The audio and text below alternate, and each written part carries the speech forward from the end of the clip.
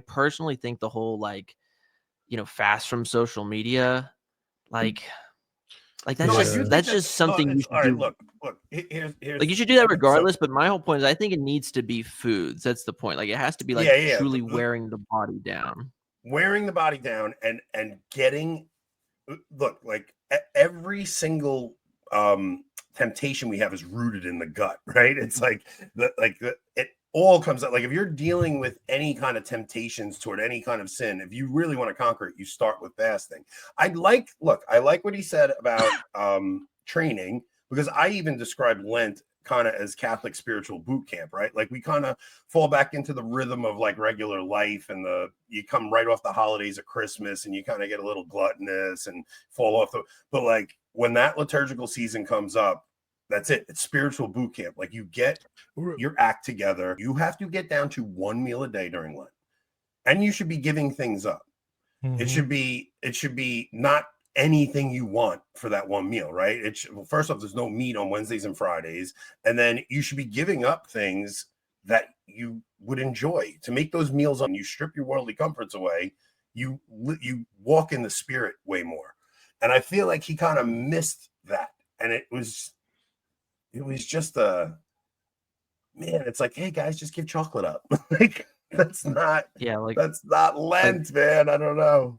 No, I mean that's cool to maybe train your children when they're 6, like before the age of fasting and abstinence and stuff, like the basic stuff for kids. But for an adult, again, unless you have some like pre-existing condition that you're excused from it, it needs to be no meat, one meal a day, and that's what you do. Because so this is the thing.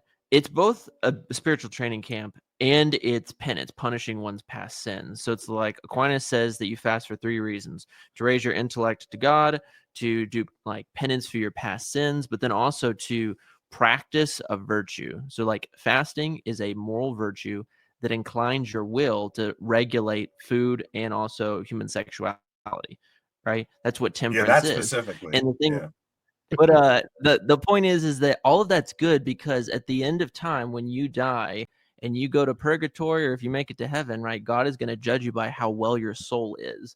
And if you haven't acquired these virtues, you can either acquire them now through places like Lent, or you can have it burned up in purgatory.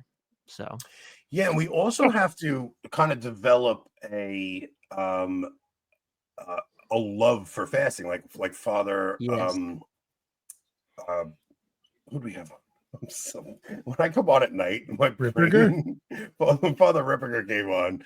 He was talking about like falling in love with fasting, and not just because I've had so many years go by where I go really hard for Lent, and then as soon as Easter comes, I don't just go back to eating. Like I'm like, it's Easter, especially that first week, like during the octave. So I'll lose 40 pounds for Lent to gain 10 back that first week, and it's like that's why there's always that debate. They're like, is that Friday really a day of penance during the octave, or is it not? Damn it.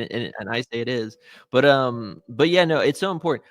Think about it this way. John of St. Thomas, who's one of the greatest Thomists of all time, he would have just one piece of bread and one glass of water a day during Lent, right? And this dude's wearing a hair shirt. He's flagellating himself, and yet he's writing literally tens of thousands of pages on St. Thomas's Summa commentary. So this is, again, an extraordinary thing. But this should prompt us to say, okay, like we live in a time period where we're so attached to like food and media and human sexuality and whatever.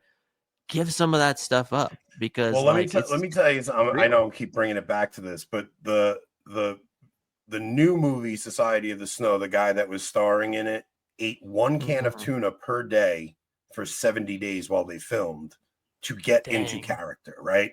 So this is a secular guy who loves acting so much that he was willing for his acting career to get into the role so much to experience what that real person did experience. So he ate one can of tuna per day for 70 days. And he was at a base camp up on the mountain where the actual movie was shot. It was like, so if actors can do something like that, how the hell can we not make that sacrifice for God?